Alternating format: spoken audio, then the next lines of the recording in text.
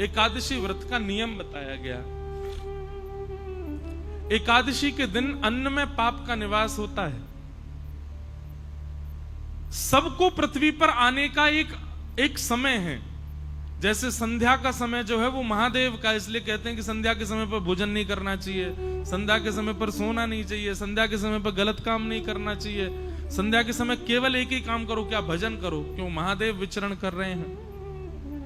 प्रातःकाल समय ब्रह्म मुहूर्त विष्णु भगवान का होता है, इसलिए उस समय भी कहते हैं कि जग करके विष्णु भगवान को प्रणाम करना चाहिए। मध्याह्न समय जो है वो ब्रह्मा जी का होता है, संध्या समय जो है महादेव का होता है। बाकी आप ज्योतिष शास्त्र और उसके अनुसार देखेंगे तो हर नक्षत्र का एक समय है पृथ्वी पर आगमन का। एक दिन पाप ने भगवान से कहा कि मुझे भी पृथ्वी पर स्थान दे दो। बोले तुम तो हो ही पृथ्वी पर, कितने कामों में तुम्हारा निवास है। बोले नहीं, आपके द्वारा व्यवस्थित एक ऐसी भाव हो जिसमें कभी कभी वैष्णवों को भी मेरा प्रकोप देखना पड़े, ऐसा कोई मुझे भी स्थान प्रदान कीजिए। भगवान बोले देखो, वैष्णवों को कभी पाप लगेगा नहीं, लेकिन फिर भी तुम्हारी ज्यादा इच्छा है कि हम तुमको कोई स्थान प्रदान करें। एकादशी के दिन अन्न में निवास करो, और एकादशी के दिन अन्न में पाप निवास करता है। लेकिन एक बात बहुत ध्यान से सुनिएगा, एकादशी के दिन अन्न पाने से पाप लगता क्या है। आपने किसी का हृदय दुखाया तो हृदय दुखाने का पाप लगेगा, किसी को मार दिया तो उसको पीड़ा देने का पाप लगेगा, गलत खाया गलत पिया तो गलत खान पान। एकादशी पर क्या पाप लगता है? पाप होता कौन सा एकादशी वाले दिन? बहुत ध्यान से सुनिएगा। जो पाप आपने गंगा स्नान से नष्ट किए हैं, जो पाप आपने पुण्य करके नष्ट किए हैं, जिन पापों को आपने प्रायश्चित करके नष्ट कर दिया है, एकादशी के दिन अन्न सेवन करने से नष्ट किए हुए पाप पुनर्जीवित होते हैं। इसलिए उस दिन अन्न नहीं सेवन करना चाहिए। नया नहीं लगेगा, पुराना जो खत्म हुआ है वो दोबारा रिन्यू हो जाएगा एकादशी के दिन अन्न सेवन करने से। तो एकादशी न्यू पाप नहीं लगाती, रिन्यू करती है पुराने पापों को। इसलिए उस दिन अन्न सेवन नहीं करना चाहिए। पर छोटे बालकों को, वृद्धों को, और विशेष रूप से जिनका स्वास्थ्य ठीक नहीं है उनको एकादशी व्रत पर एकादशी के दिन अन्न खाने की छूट होती है। लेकिन उसमें भी उनको चावल नहीं खाने चाहिए, क्योंकि चावल तो है वो तो पूर्ण अन्न माना जाता है, वो पूर्ण अन्न का स्वरूप है, उसका तो सेवन करना ही नहीं चाहिए। वो ज्यादा से ज्यादा रोटी पा सकते हैं, सब्जी, चावल नहीं। ये तो था एक भाव कि एकादशी के दिन अन्न क्यों नहीं खाते। और एक भाव मैं अपने मन से बताया करता हूं। एकादशी क्या है? हम सब भक्तों की, हम सब वैष्णवों की करवा चौथ है। जैसे एक प्रियतमा अपने प्रियतम के दीर्घायु के लिए व्रत करती है। अब दीर्घायु है कि नहीं वो बात एक अलग है, पर एक बात निश्चित है कि हमने ऐसा देखा अपने घरों में भी, आप सब भी देखते हो कि करवा चौथ वाले दिन माताएं जब व्रत करती हैं तो उस दिन प्रियतम का प्रियतमा के प्रति, प्रियतमा का प्रियतम के प्रति कुछ क्षण ही सही प्रेम बढ़ता है, प्रेम उद्दीपन होता है। भाई आपके लिए कोई विशेष काम करे आपको अच्छा लगेगा ना। अब आपके लिए कोई व्रती कर रही बेचारी, सुबह से कुछ खाए पिए नहीं, तो मन में उसके प्रति प्रेम उत्पन्न होता है ना।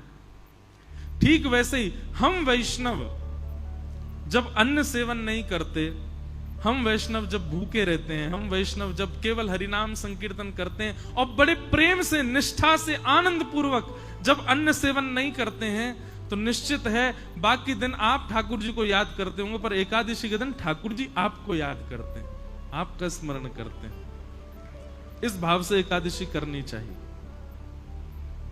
ये एकादशी का भाव। दूसरी बात, भगवान को कुछ ना कुछ अर्पित करना चाहिए। बहुत ध्यान से सुनिएगा। हम लोग क्या अर्पित करते हैं? रुपया अर्पित करते हैं, धन अर्पित करते हैं, स्वर्ण अर्पित करते हैं, चांदी अर्पित करते हैं, कुछ भी अर्पित करते हैं।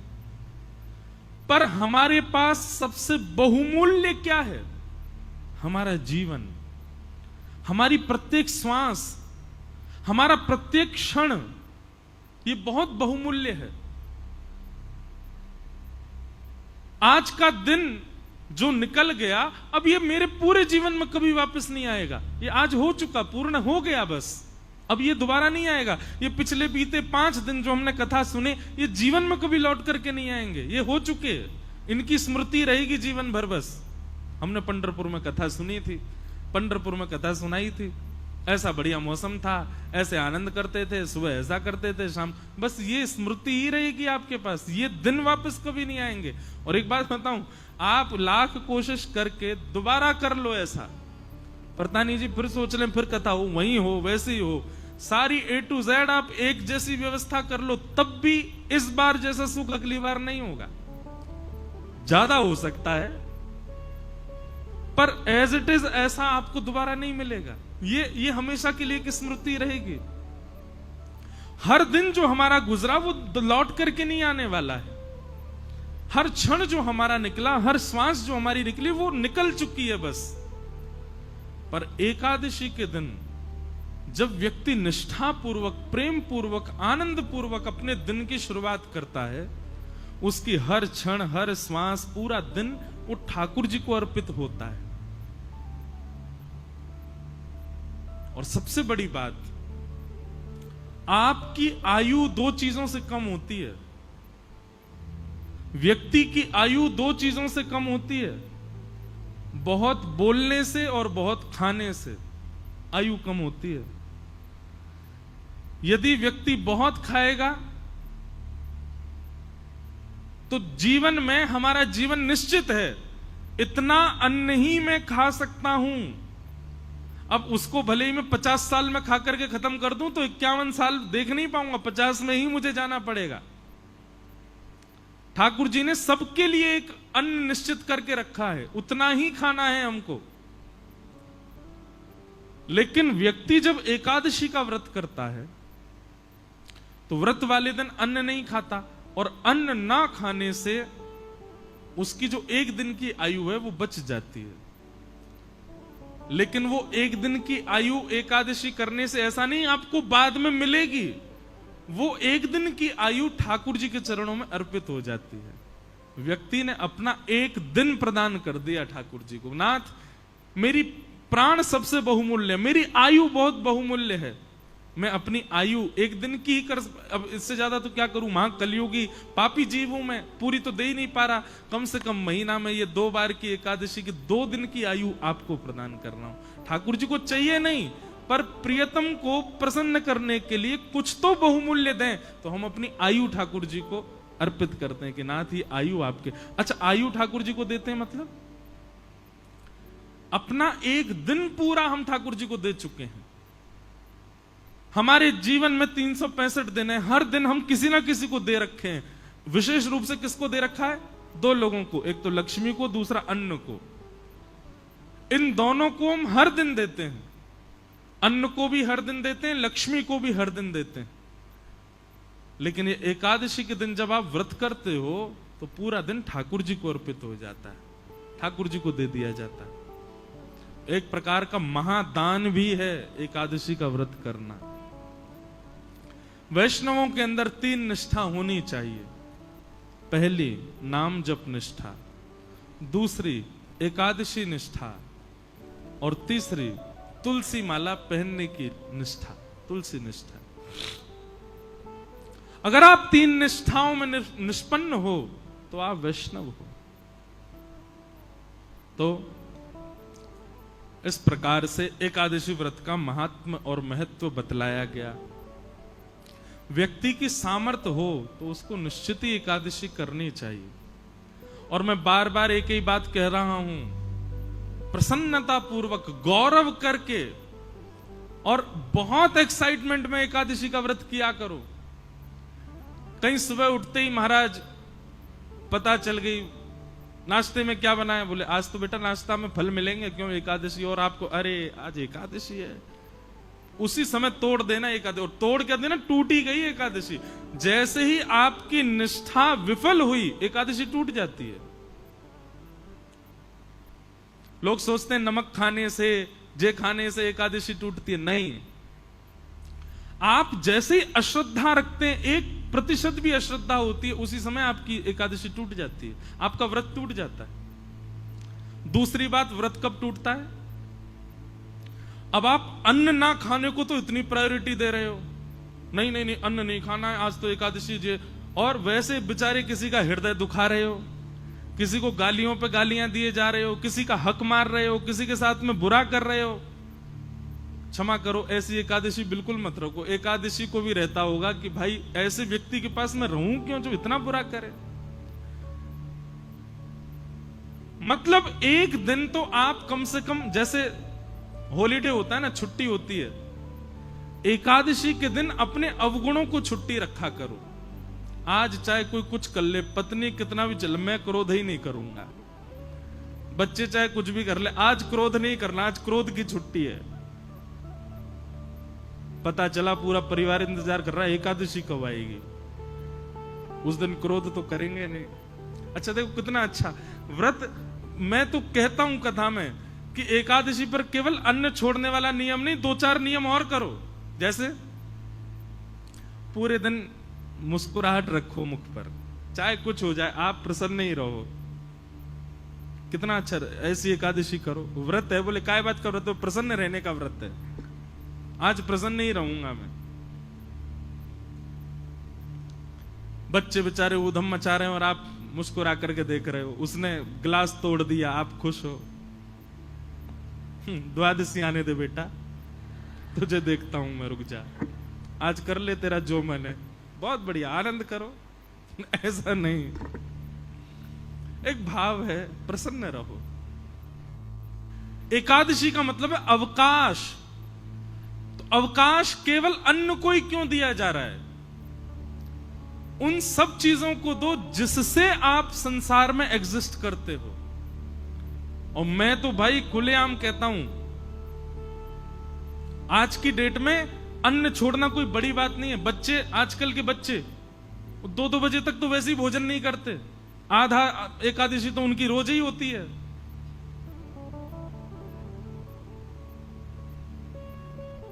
भूखा रहना कोई बड़ी बात नहीं है आज की डेट में। एकादशी का मतलब, व्रत का मतलब अपने एडिक्शन का त्याग करो। जिस समय व्रतों का निर्माण किया गया उस समय मानव का एक ही एडिक्शन था, भोजन। उसको यही रहता था कैसे भी भोजन मिले। सुबह उठते ही बच्चे घूमते रहते थे मां के पीछे, क्या बोल, पराठे बनाओ, भोजन।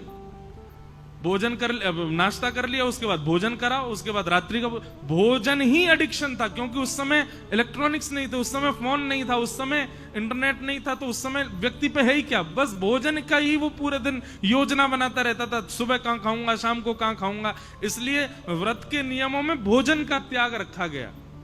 पर अब स्वरूप बदल गया, अब भोजन की जरूरत नहीं व्यक्ति को। अब तो इसकी एकादशी करो। मैं तो नहीं करता, पर मैं अगर बदलाव करना चाहूं अपनी एकादशी में, तो मेरे को 2 नियम करने का बहुत मन होता है। वैसे तो बताना नहीं चाहिए, करूं तब बताऊं, लेकिन फिर भी बता देता हूं। किसी को मुझसे पहले लग रहा हो तो आज पंढरपुर में ही नियम लेके चले जाओ। एकादशी के दिन 2 नियम तो करो। पहला, मौन, बोलो मत।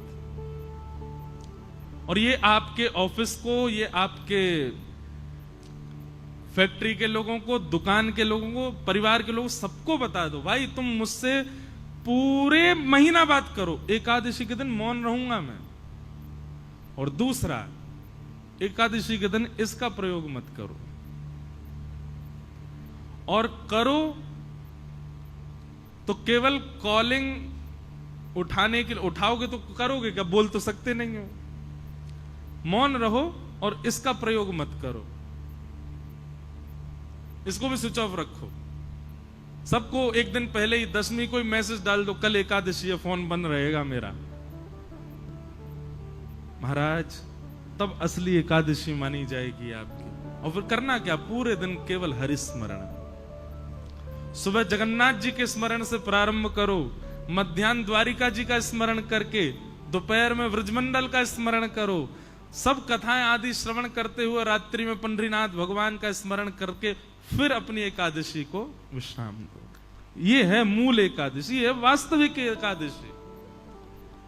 एकादशी को लोगों ने आजकल फैशन के रूप में एकादशी कर रहे हैं, उसका भी एक रूप बना लिया है, उसको भी एक एंजॉयमेंट। ठीक है, एंजॉय तो करना है, पर भगवत स्मृति के साथ में करना है। और आज की डेट में क्षमा कीजिएगा, भगवत स्मृति में सबसे बड़ी बाधा है ये, सबसे बड़ी बाधा। अब प्रयोग करने के ऊपर है, आप किस रूप से उसका प्रयोग करते हो।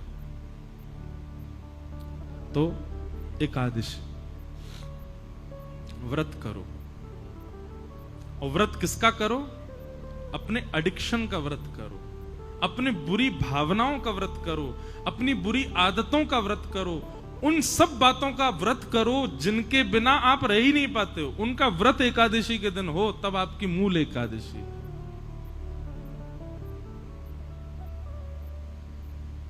और अंतिम बात, एकादशी व्रत में इतनी सामर्थ्य है कि यदि निष्ठा से कोई व्यक्ति एकादशी व्रत पालन करे तो एकादशी व्रत के प्रभाव स्वरूप एकादशी के ही दिन भगवत धाम परायण होगा उसका। वो पृथ्वी से एकादशी को ही जाएगा। और ये मैंने अपने आंखों से देखा, अनुभव किया है। बड़े बड़े भजनानंदी, बड़े बड़े वैष्णवों की आप तिथियां देखो, वो एकादशी को ही जाते हैं। और एकादशी को जाने का मतलब क्या है, स्वयं शंख चक्र गदा पद्मधारी नारायण ही उनको लेकर के गए हैं, ये इस बात का प्रमाण है। तो एकादशी व्रत में बहुत निष्ठा, एकादशी को सामान्य नहीं। पर अब बात आ जाए, हमने भी अभी शुरू की, पहले मैं भी नहीं रह पाता था, मुझे व्रत नहीं रहा जाता, पर बाद में धीरे धीरे समझ में आने लगी बातें, तो फिर रहना प्रारंभ किया। सौभाग्य करके व्रत रहते हैं।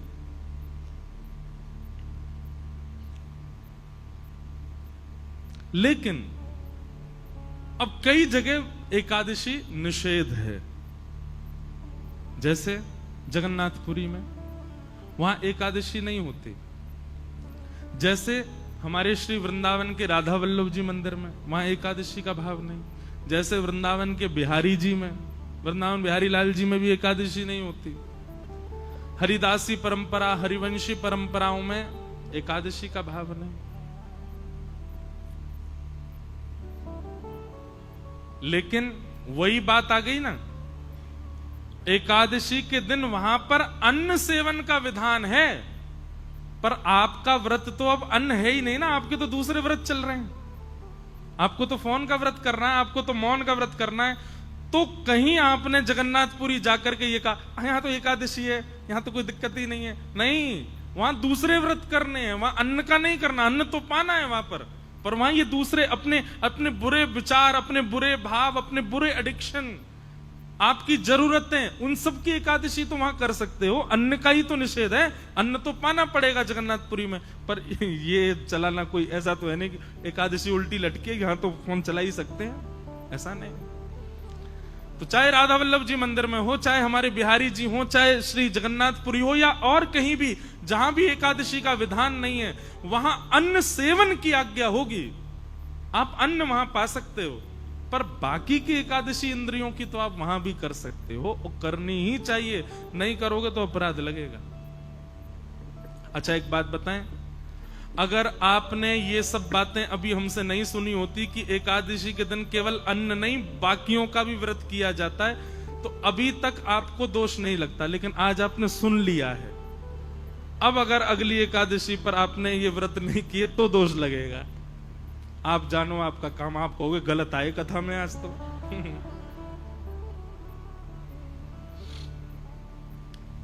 अब सुन लिया है ना आपने, अब तो आपको पालन करना पड़ेगा। फोन ही नहीं, चलो आप कहो कि ऐसा हमारा काम है कि बिना फोन के तो एक दिन नहीं चलेगा। वैसे तो व्रत ऐसा ही होना चाहिए जिससे एक दिन चले ही नहीं पाए, उसी का व्रत करो, वही तो व्रत है फिर। लेकिन फिर भी कुछ न कुछ नियम ऐसे बनाओ। केवल जीव की क्यों होती है एकादशी? ये 10 इंद्रियां हैं, 10 में से चुनिए और हर एक की एकादशी करवाओ। आंखों की भी, कानों की भी, जीव की भी, त्वचा की भी, हाथ की भी, पैर की भी, अपनी गुप्त इंद्रियों की भी एकादशी करो। एकादशी ठाकुर जी उस दिन आंख खोल करके देखते हैं ठाकुर जी कौन कौन मुझे याद कर रहा है, इसलिए एकादशी व्रत करो। कंठी माला पहनो, तुलसी व्रत करो और नाम जप करो। ये 3 व्रत धारण करो। इस प्रकार एकादशी व्रत की बात बताई गई और अब यहां से प्रारंभ होता है रास पंचाध्याय, रास की कथा। बहुत सावधानी से सब लोग प्रसन्न मुद्रा में विराजिएगा। अच्छा, हमारी किसी ने कथा सुनी हो, हमने एक बात बताई है कथा में कि जब रास बिहार होता है ना, तो किशोरी जी की जो नृत्य की मुद्रा है ना, किशोरी जी जब नृत्य करती हैं तो उनकी ऐसे भुजा रहती है। किशोरी जी उर्ध बाहु होकर के नृत्य करती हैं और ठाकुर जी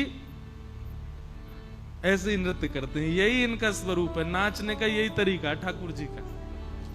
इसीलिए रास बिहार करते करते किशोरी जी ऐसे नाच रही थी, ठाकुर जी ऐसे नाच रहे थे। जब दोनों समीप होके एक हुए तो बाम अंग में श्री जी और दाहिने अंग में ठाकुर जी प्रकट हो गए, श्रीनाथ जी। वही है हमारे श्रीनाथ जी। ये श्रीनाथ जी जो हैं ये अलग नहीं है, किशोरी जी और ठाकुर जी का मिलित स्वरूप है। ये बाम अंग जो है ये किशोरी जी हैं। इस प्रकार से बुझाए ठाकुर। कल हमारे लाल जी आए थे ना, उनका बाम अंग जो है, मेरे को कई लोग कहते हैं लाल जी के साथ में लाडली जी को भी रखो महाराज। मैंने कि तुमको दिख नहीं रही है, लाडली जी हैं। ये लाडली जी तो हैं, आधी जो हैं, आधी नहीं कहेंगे। एक रसिक उसका एक और भाव बताते हैं कि श्रीनाथ जी का जो स्वरूप है वो कैसा है। किशोरी जी ऐसे हैं और श्री श्याम सुंदर ऐसे हैं। तो ये हिस्सा और ये हिस्सा दोनों एक हुए, तब श्रीनाथ जी का रूप प्रकट हुआ। एक दूसरे को सन्मुख खड़े हैं, तब श्री जी बाबा प्रकट हुए। बाम अंग जो है वो किशोरी जी। तो ऐसे रास बिहार की कथा में आइए हम लोग प्रवेश करते हैं।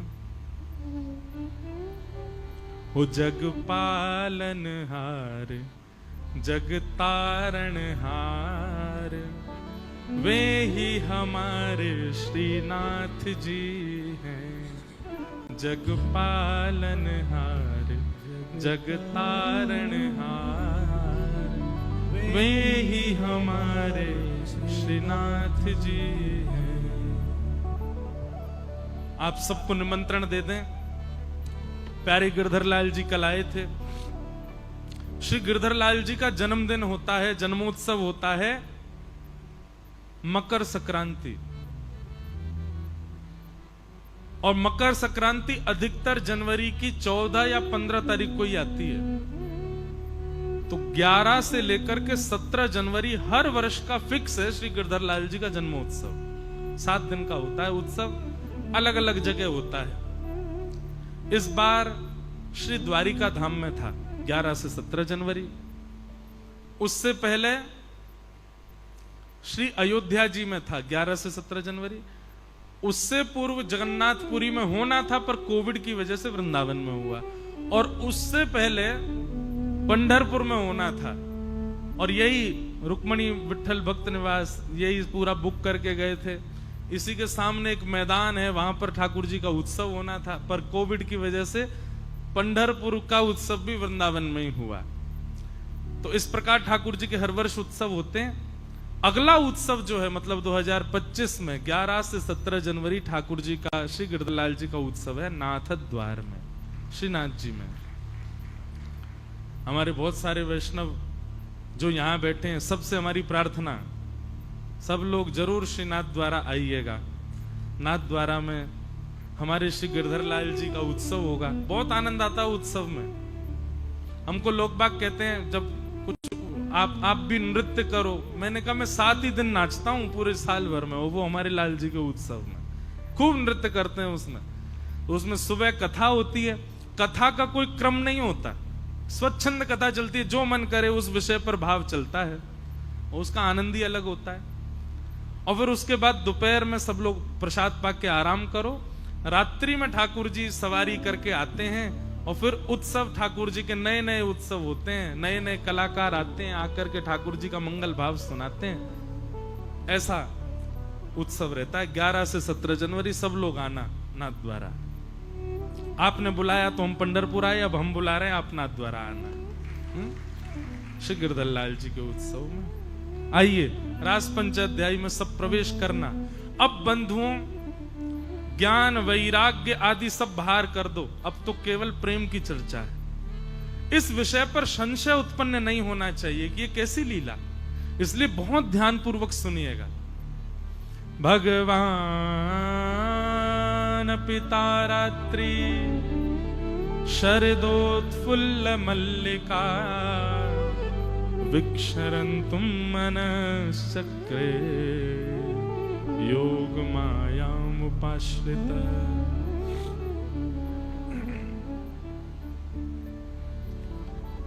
बहुत ध्यान पूर्वक सुनिएगा। भगवान ने जब चीरहरण किया गोपियों का, चीरहरण के समय भगवान ने सब गोपियों को आश्वासन किया, आश्वासित किया कि शरद पूर्णिमा की रात्रि पर हम आपके साथ रास विहार करेंगे। और तभी से समस्त गोपियां ठाकुर जी की प्रतीक्षा में हैं। मैंने कल भी कहा था और मैं आज भी कहूं, ठाकुर जी के साथ रास विहार करने वाली गोपियों की आयु निश्चित नहीं है। छोटी से छोटी गोपी भी है और बुजुर्ग से बिना दांत वाली गोपियां भी रास में हैं, जिनको 4 गोपियां पकड़ के लाई हैं, वो चलना भी नहीं आता उनको, चला भी नहीं जा रहा है। ऐसी वृद्धा गोपियां भी ठाकुर जी को अपना प्रियतम मानती हैं। तो इतनी छोटी गोपी और इतनी विशाल, इतनी बड़ी वृद्ध गोपी भी ठाकुर जी को प्रियतम मानती है। इस बात से क्या प्रमाणित होता है? ये काम लीला नहीं है, यहां काम दृष्टि नहीं है गोपियों के चित्त में।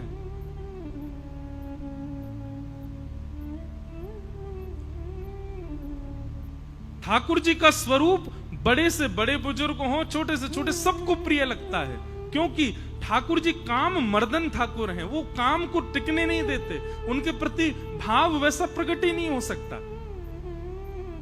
वो स्वच्छंद प्रेम है और स्वच्छंद प्रेम का ये प्रतीक होता है कि वो काम विहीन होता है। इसीलिए मैं कहा करता हूं, संसार में हर व्यक्ति से आपको प्यार हो सकता है, स्नेह हो सकता है, आकर्षण हो सकता है, प्रेम नहीं हो सकता, क्योंकि प्रेम स्वार्थ और काम से विहीन होता है। और संसार में आपका किसी से भी संबंध बिना स्वार्थ और बिना प्रेम के नहीं होता, बिना काम के नहीं होता। हर किसी का हर किसी से स्वार्थ है।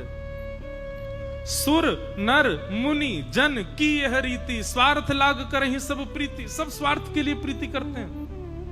बुरा नहीं मानिएगा, आज मैं कथा कर रहा हूं तो मेरा कथा सुनाना और आपका उस कथा में कुछ भाव ग्रहण करके अपने जीवन के प्रश्नों के उत्तर ग्रहण करना, यह भी एक सूक्ष्म स्वार्थ है। इसीलिए प्रेम है। जिस दिन वो स्वार्थ सिद्ध हो गया, अब नहीं बन रहा काम, तो होगा कि वह प्रेम धीरे धीरे कम हो जाएगा, लेकिन वो प्रेम है ही नहीं। प्रेम के 2 स्वरूप समझिएगा। प्रेम का पहला स्वरूप कि जहां काम और स्वार्थ है, वहां यदि आपका आकर्षण है तो वो आकर्षण है, वो प्रेम नहीं है। और दूसरी बात, प्रेम का एक स्वरूप होता है, चाहे जो हो जाए, प्रेम प्रतिदिन बढ़ता है, कम कभी नहीं होता। एक माता जी मेरे को कल परसों बोली कि भजन में वर्धमान कैसे रहे हम। बहुत ध्यान से सुनिएगा। मतलब आज जितना भजन हुआ, आज जितना प्रेम से ठाकुर जी का स्मरण हुआ, कल उससे ज्यादा प्रेम से भजन और स्मरण होना चाहिए, ऐसी शास्त्रों की आज्ञा है। पर यह कैसे संभव होगा? मैंने कहा क्यों संभव नहीं है ये बताओ। बोले घर के इतने वो रहते हैं, कलेश रहते हैं, जे रहते हैं, वो रहते हैं। तो एक उत्तर मन में आया, व्यक्ति ऑफिस जाता है, स्कूल जाता है, कॉलेज जाता है, एग्जामिनेशन में जाता है या कहीं भी जाता है, और उस समय वो वहां जाकर के अपने घर की पीड़ा अगर बताने लग जाए तो सामने वाला क्या कहेगा? ये घर की बात घर छोड़ के आओ, तुम स्कूल में हो, यहाँ घर को क्यों लेके आए? ऑफिस में जाके कहे बॉस मैं आज लेट हो गया, मेरे घर में ऐसे ऐसे, बॉस कहेगा घर की बात मैं क्यों जानूं, मैंने तुमको समय दिया, सैलरी दे रहा हूं, अपने समय से आओ, घर की चीजें यहां लेकर के मत आओ। कॉलेज में भी यही होगा, एग्जामिनेशन में भी यही होगा। एग्जाम में आप फेल कर दिए जाओगे, अब आप भले ही 100 रीजन बता दो कि घर में ऐसा ऐसा था, वहां नहीं सुनेंगे आपकी। फिर भगवान के भजन में हम घर को क्यों लाते हैं? मेरी पति से बन नहीं रही, बच्चे मेरी सुन नहीं रहे, पत्नी से मेरी लड़ाई हो गई, नाथ मैं आपका भजन कैसे करूं? ठाकुर जी दारी के सब जगह घर को ना लेके जावे, यहां तो घर दिख रहा है, घर में कलेश चल रहे, उस कारण तुम मेरा भजन नहीं कर रहे। जब तुम कहीं घर को नहीं लेके जाते तो फिर भजन में क्यों घर आ जाता है? कथा में क्यों घर आ जाता है? आपने बहुतों को निमंत्रण दिया होगा, अच्छा पंढरपुर, अब तो देखते हैं, बनाते हैं, कोई क्रम बन पाएगा तो देखें, घर में बहुत काम है, अब बच्चे का ऐसा ऐसा है, पत्नी का ऐसा ऐसा है, बहू का ऐसा ऐसा, देखते हैं। आदमी सब जगह पर अपनी सारे घर की चीजों को भूल के जाता है। भक्ति भागवत कथा आदि इन चीजों में घर पहले, अच्छा घर की व्यवस्था पहले देखेंगे फिर निकलेंगे। ठाकुर जी कहते हैं सब जगह तुम्हारी जो है घर नहीं जाता, मेरे भजन में घर अड़ंगा डालता है। ये घर घर घर जहां रुकावट, यही तो संसार है। और ये संसार जब तक अड़ंगा डालेगा तब तक ठाकुर जी का भजन नहीं बन सकता। बल्कि होना क्या चाहिए, आपके जीवन में चाहे जो हुआ हो। अब देखो हमारी बात सुनो, सब लोग ध्यान से देखो, इधर देखो, इधर देखो, ध्यान सुनो। हम यहां बैठ के कथा सुना रहे हैं, 7 दिन का हमारा फिक्स है कि हमको कथा सुनानी है, चाहे मेरे घर में कुछ हो जाए, चाहे मेरे निज जीवन में कुछ हो जाए, लेकिन मुझे 4 बजे मंच पर बैठना है, मुझे प्रसन्नता रखनी पड़ेगी, मुझे कथा भाव से सुनानी पड़ेगी। मैं आकर के मंच पर ऐसा कहूं आज मैं 15 मिनट कथा करूंगा, क्यों?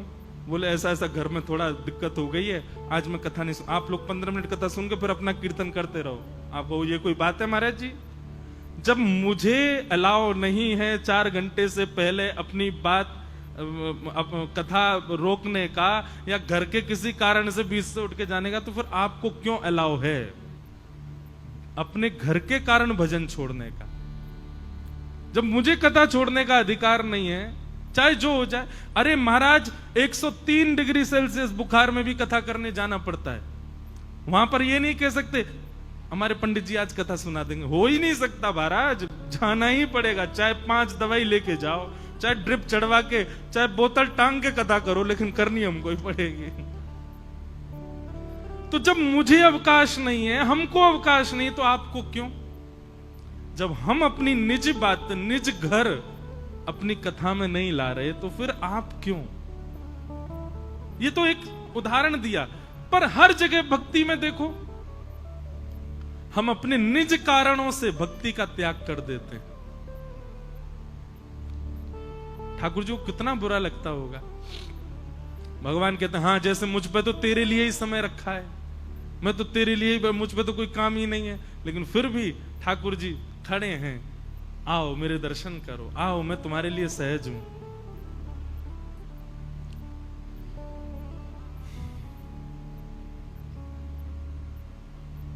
तो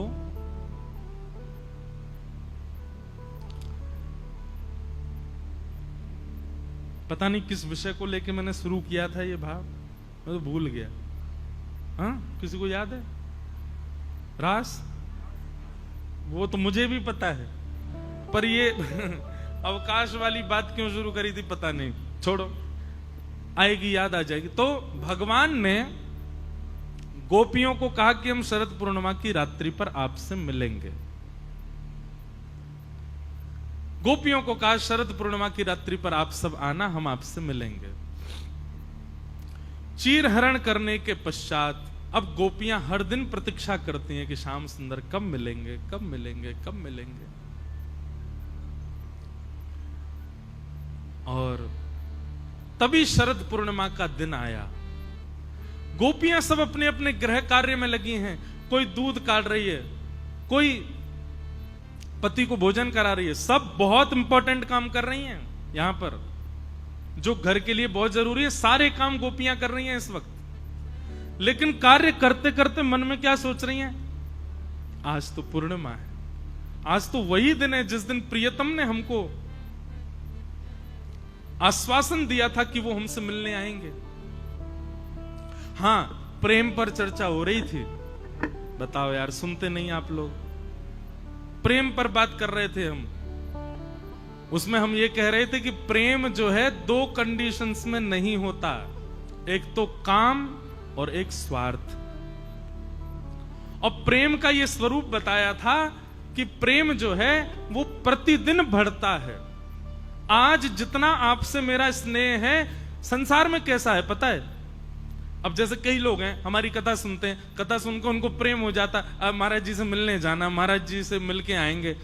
आप जिस दिन आते हैं उस दिन आपका प्रेम जितना होगा ना, अगले दिन फिर मिलोगे पहले से 1 पॉइंट कम होगा, फिर उसके अगले दिन मिलोगे 2 पॉइंट और कम होगा, तीसरे दिन मिलोगे 3-4 पॉइंट और कम होगा। प्रतिदिन प्रेम, क्योंकि संसार में है।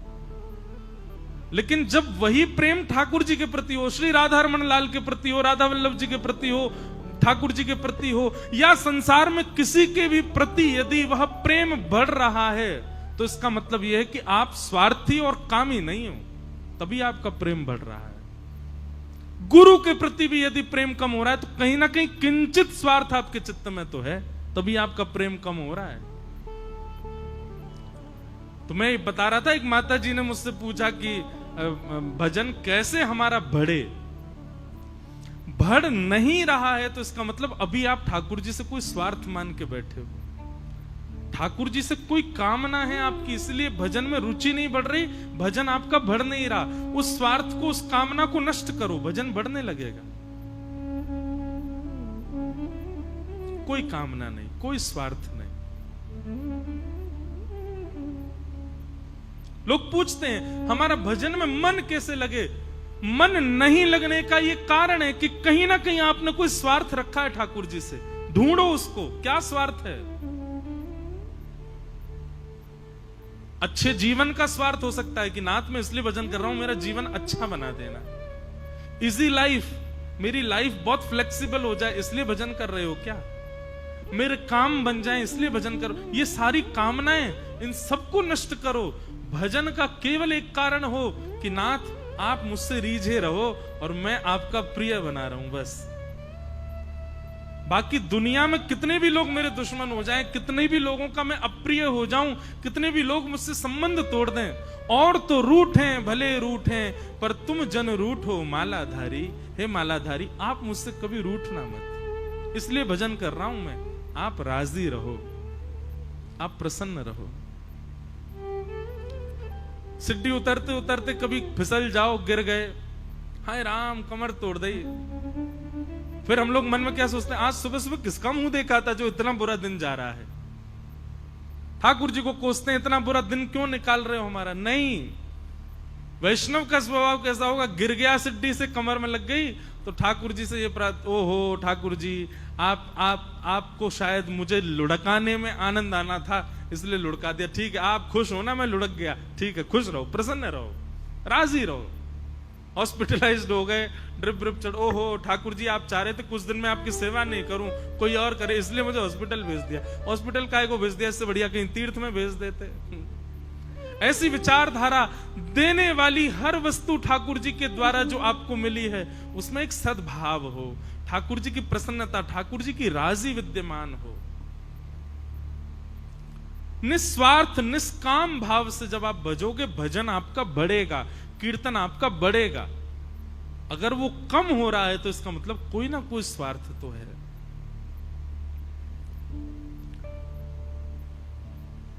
गोपियां अपने बहुत जरूरी कार्यों में लगी हैं, लेकिन तभी शरद पूर्णिमा का चंद्रमा उदित हुआ और जैसे ही गोपियों को वो चंद्रमा दिखाई दिया,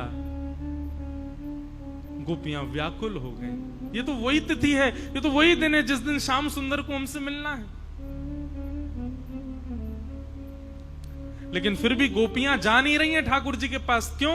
एक बार और कन्हैया बस बुला ले, हमें कोई संकेत कर दे कि वो हमारी प्रतीक्षा, हम अभी भाग चलेंगे। ठाकुर जी को ये बात पता चली कि गोपियां मानिनी बन के बैठी हैं, सोच रही हैं एक बार और निमंत्रण भेजूं। तुरंत वन में जाकर के कदम वृक्ष के नीचे बैठ करके ठाकुर जी ने अपने वेणु को अपने अधर पर धारण करके कोमल उंगलियों से उसके छिद्रों को आच्छादित करते हुए जैसे ही भाव पिरोए वंशी बजने लगी वृंदावन में। बंधुओं, एक बात बताऊं, बहुत काम की बात। कथा यदि आपको शब्द लगते हैं तो समझो आप कथा नहीं सुन रहे। बहुत बड़ी बात कह रहे हैं हम। कथा आपको केवल शब्द लगते हैं, वक्ता आपको व्यक्ति लगता है। यमुना जी आपको नदी दिखती हैं और गिरिराज जी आपको पर्वत दिखते हैं, पंडरीनाथ आपको पाषाण दिखते हैं। तो इसका मतलब अभी रास में प्रवेश नहीं हुआ है आपका। तो स्थिति क्या हो? बोले कथा जो है, कथा के शब्द जो हैं, ये साक्षात भगवत निमंत्रण जैसे लगने लगे कि ये शब्द ठाकुर जी ने इन व्यास जी से मुझे सुधरवाने के लिए बुलवाए हैं। ये ठाकुर जी इनसे इसलिए बुलवा रहे हैं मैं सुधरूं। वक्ता आपको साधन दिखाई देगी, ये वंशी है, ठाकुर जी के अधर पर धरी है और ठाकुर जी बजा रहे हैं और ये बज रहे हैं, ये बोल रहे हैं। यमुना जी जल नहीं है, साक्षात भगवान की प्रिय सी पत्नी है। गिरिराज जी पर्वत नहीं है, ब्रज की रज रज नहीं है, ठाकुर जी के चरण चिन्ह है। और ये पाषाण नहीं है, साक्षात मेरे गिरधर लाल है, साक्षात मेरे परमात्मा है। ये दृष्टि जब बदलने लग जाए, मतलब जड़ वस्तु से आपको चैतन्यता का अनुभव होने लग जाए, समझो अब रास में प्रवेश हो रहा है। अब रास में आप प्रविष्ट हो रहे हो। आपको यमुना जी में जल की भ्रांति, गिरिराज जी में पर्वत की भ्रांति, वृंदावन की रज कण में धूल की भ्रांति है, और श्री पंडरीनाथ भगवान राधा रमन राधा वल्लभ बिहारी जी में मूर्ति की भ्रांति है, वैष्णवों में इंसान की भ्रांति है, कथा में शब्द की भ्रांति है। तो समझो अभी रास से दूर हो आप। ये शब्द नहीं है, ये अक्षर नहीं है जो यहां बोले जा रहे हैं। हाँ, यहां से उतरने के बाद मैं कुछ भी बोल, वैसे तो मैं बोलता ही नहीं, 1 घंटा मौन रहता, लेकिन यहां से जाने के बाद मैं कुछ भी बोलूं वो शब्द लगे, पर यहां बैठ करके तो आपको ये वेणु की ध्वनि से कम ना लगे, आपको लगे ये तो मेरे लिए ही कही जा रही है, ये तो ठाकुर जी का मेरे लिए ही आज्ञा हो रही है। ये कथा शब्द नहीं है।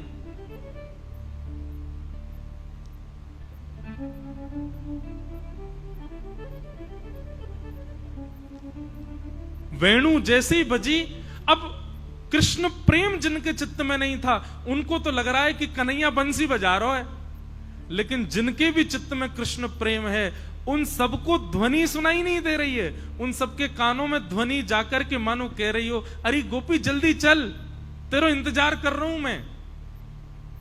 और वो ध्वनि सुनकर के ऐसी उतावली होती है, जिस कार्य में लगी है वहीं छोड़ करके भागती है ठाकुर जी के पास। समझ में आई बात?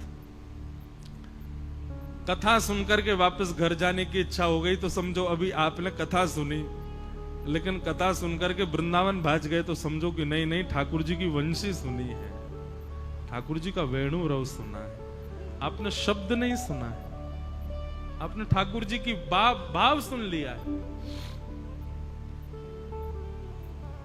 भाई मेरी कथा ज्यादा सुना मत करो, नहीं तो मैं आपके घर बार सब छुड़वा दूंगा और अपने संग ही रख लूंगा।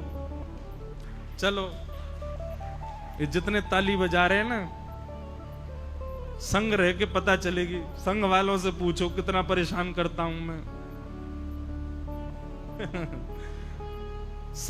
अभी मैं 1 महीना के लिए विदेश गया, अंतरंग बातें बता रहा हूं। जिस दिन मेरे आने की समय तिथि निश्चित हुई, उन सब सारे हमारे परिकर के बोले, भैया सुनो, प्रिंसिपल वापस आ रहा है। और विशेष रूप से तो ये सब ब्राह्मण देवता हमारे सब संगी रहते हैं, इन सबका ही आशीर्वाद से ही मैं कथा करता हूं। इनका तो आराम मुझे भाता नहीं। ये प्रेम से भोजन कर रहे होंगे तो मैं कुछ कर दूंगा, ये सो रहे होंगे तो मैं कुछ कर दूंगा। अब हम घर से बाहर इतना रहते हैं, इनके संग उधम ही करते रहते हैं।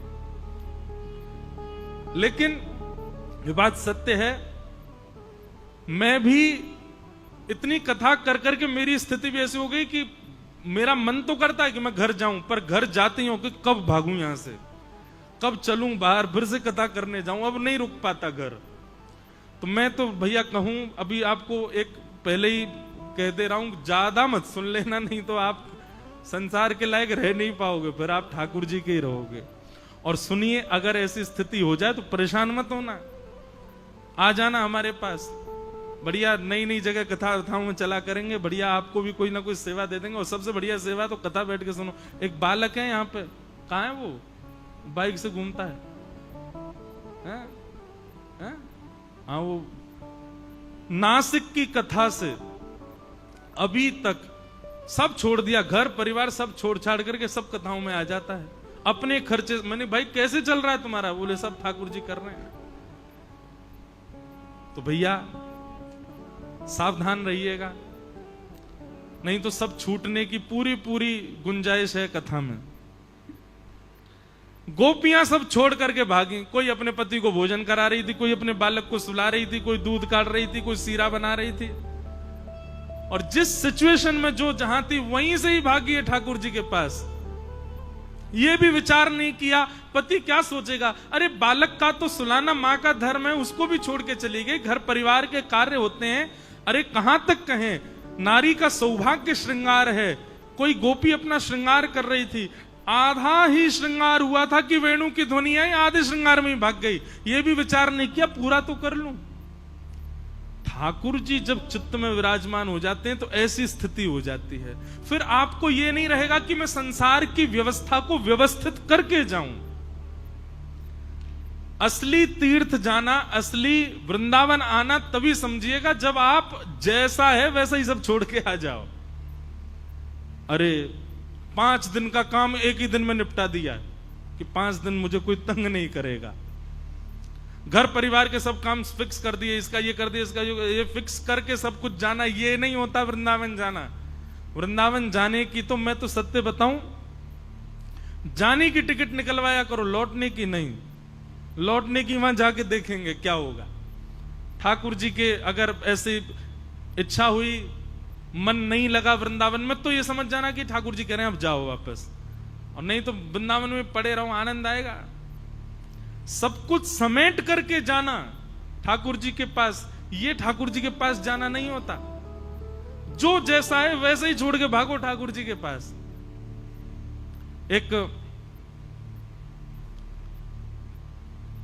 हनुमान जी का एक मंदिर है मध्य प्रदेश में। एक व्यक्ति की हनुमान जी में बड़ी निष्ठा, नित्य हनुमान जी का दर्शन करता था, और हनुमान जी को जैसे ही देखता था उसकी ना जाने क्यों 2-4 घंटे की समाधि लग जाती थी मंदिर में ही। उस व्यक्ति का पुलिस में सिलेक्शन हो गया। अब थाना जो था वो हनुमान जी के मंदिर के बिल्कुल बगल में। थाना जाने से पहले कौन बोल रहा भैया वो शांत हो जाए, और थाना जाने से पहले हनुमान जी को प्रणाम कर दो। हनुमान जी को प्रणाम करते ही आधा दिन तो वहीं बैठा रहता, तो आधा दिन बाद जाता तो फिर इंस्पेक्टर डांटते उसको, ए भाई ये तू गलत करता है, आधा दिन तुम पूरा कहां निकाल के आते। बोले मैं रहता तो यही हूं, पर मेरी हनुमान जी को देख के समाधि लग जाती है।